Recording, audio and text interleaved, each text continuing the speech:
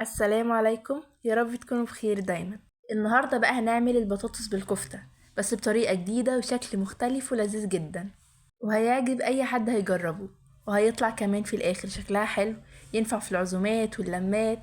هنعملها بقى النهاردة بأسهل طريقة وبأقل مكونات، وكمان طعم في الاخر خطير، واي حد هيدوقها من ايدك هيشكرك عليها. الكفتة في الآخر طرية ومستوية قوي، وكمان البطاطس دايبة زي ما انتوا شايفين كده، وبتتقدم في الآخر جنب رز بشعرية. وبألف هنا على قلوبكم.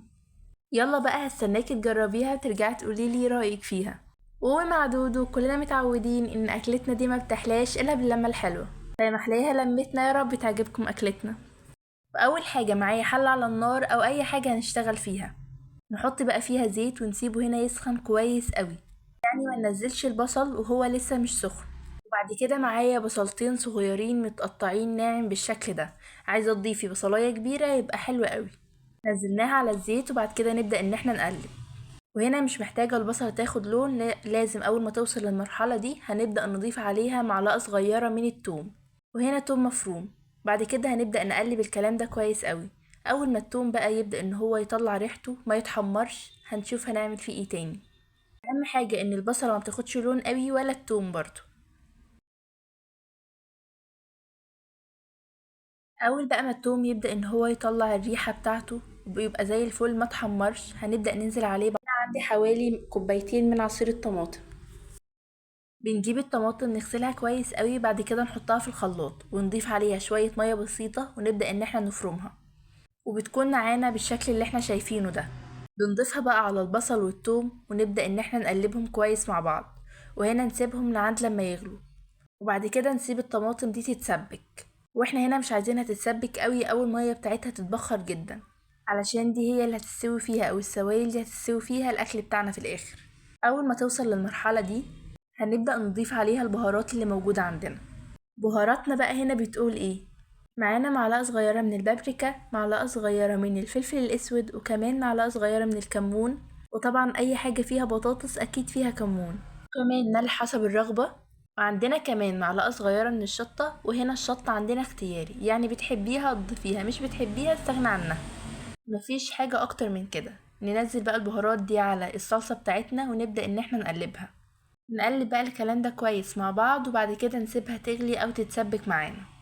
وزي ما قلت انا مش محتاجة هنا ان هي تغلي كتير قوي او تتسبك قوي او المية بتاعتها تتبخر، عشان أنا محتاجة لسه فيها شوية من السوائل، علشان هي دي الحاجة اللي هتستوي فيها الاكل بتاعنا في الاخر. اول ما توصل للمرحلة دي اشيلها من على النار. عندي بقى كيلو من اللحمة المفرومة. الكميات هنا بتتحكمي فيها على قد ما تقدري، اللي موجود هنا عندك ضيفيه. وبعد كده عندي البهارات، معلقة صغيرة من الفلفل الأسود، وكمان الملح معلقة صغيرة، ومعلقة صغيرة من الكمون، ومعلقة صغيرة من بهارات اللحم، أو السبع بهارات يعني. وعندي بصلاية متوسطة مفرومة ناعم جدا، لو عايزة تصفيها من المية اللي فيها عادي مفيش أي مشكلة وتحط الطفل بس، لكن أنا هنا مش بصفيها. وكمان شوية كده من بقدونس بتديها طعم وريحة حلوة جدا. هنبدأ نضيف بقى على اللحمة المفرومة البهارات اللي عندنا، وبعد كده هنضيف البصل، وزي ما قلت لو عايزة تصفي البصل دي من المية بتاعته عادي. وبعد كده هنا هنضيف البقدونس، وهنا مش بنكتر بقدونس، هي بس حبة بسيطة كده تديها طعم وريحة حلوة قوي.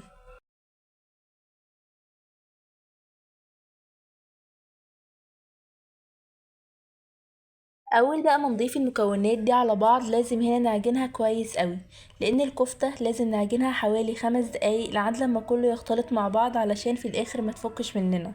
انا هنا بقى فضلت ان انا اعجنها فترة كبيرة لحد لما وصلناها للمرحلة دي، انا عجنتها حوالي 5 دقايق. لازم اوصل للشكل ده او ان هي تتسمغ كويس قوي مع بعض. نجيب بقى الطبق اللي احنا هنشتغل فيه او هنشكل عليه، وهنا محتاجة حجم الكفتة تكون قد حجم البطاطس. نعمل حسابنا ان هي كمان بتكش لما بننزلها في الزيت. ونبدأ بقى ان احنا نشكلها. اول حاجة ناخد القطعة اللي احنا عايزينها، وبعد كده نكورها بالشكل ده، وندوس عليها كده لعند لما بتبقى عاملة زي القرصة كده. بقى كمان واحدة، ونحاول ان هي تبقى كلها نفس السمك علشان تاخد نفس الوقت في السوا. نجيبها ونبدأ ان احنا نكورها وندوس عليها بالشكل اللي انتوا شايفينه ده، ونكمل الكمية كلها بنفس الشكل ده. كمان الوصفة دي حلوة لان من كيلو واحد من اللحمة المفرومة هنطلع معانا كمية كبيرة تقضي أسرة كاملة.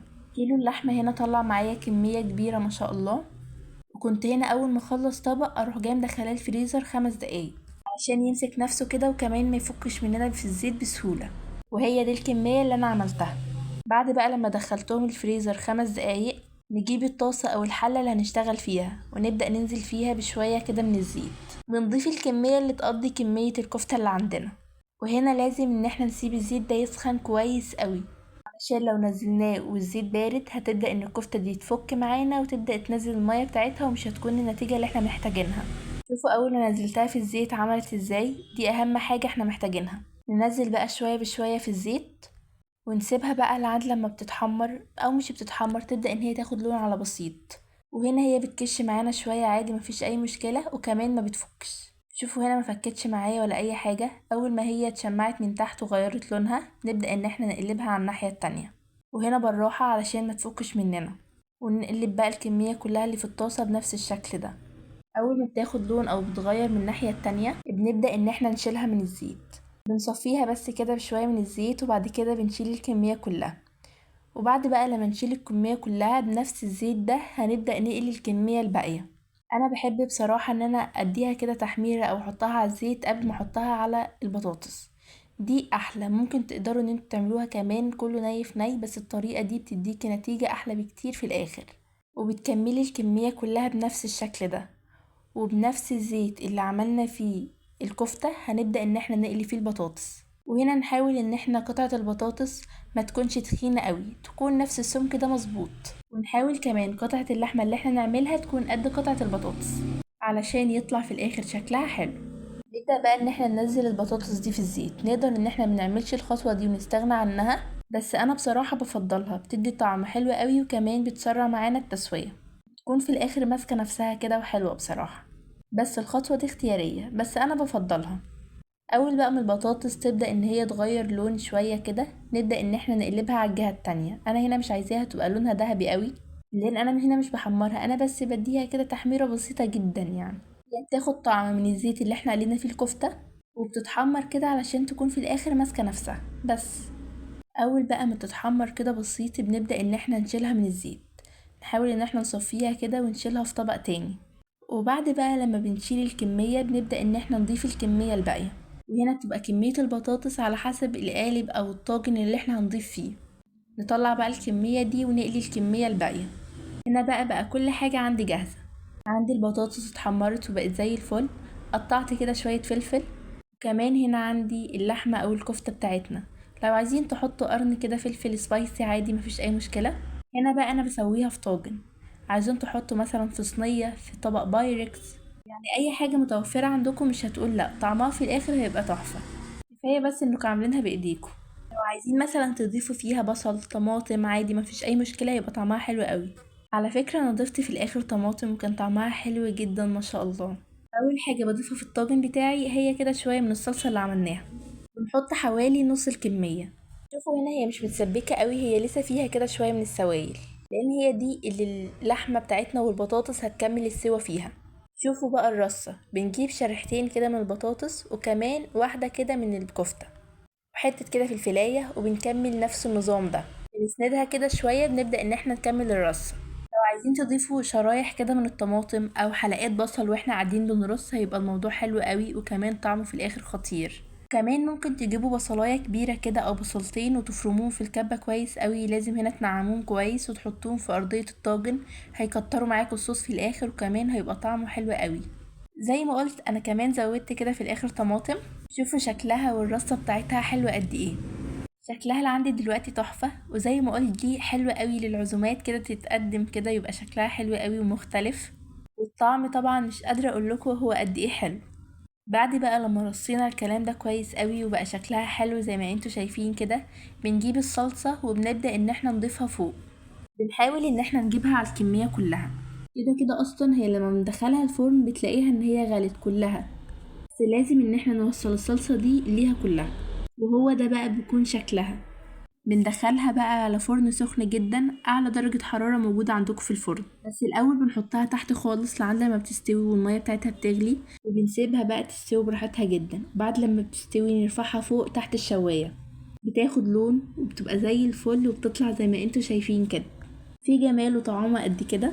وبتقدميها بقى، انا زي ما قلت انا قدمتها جنب رز بشعرية، عايزين بقى تقدموها جنب عيش، كل حاجة فيها تنفع. بتطلع معاكو الكفتة طرية قوي وجوسي كده ومش ناشفة خالص، وكمان البطاطس بتبقى دايبة.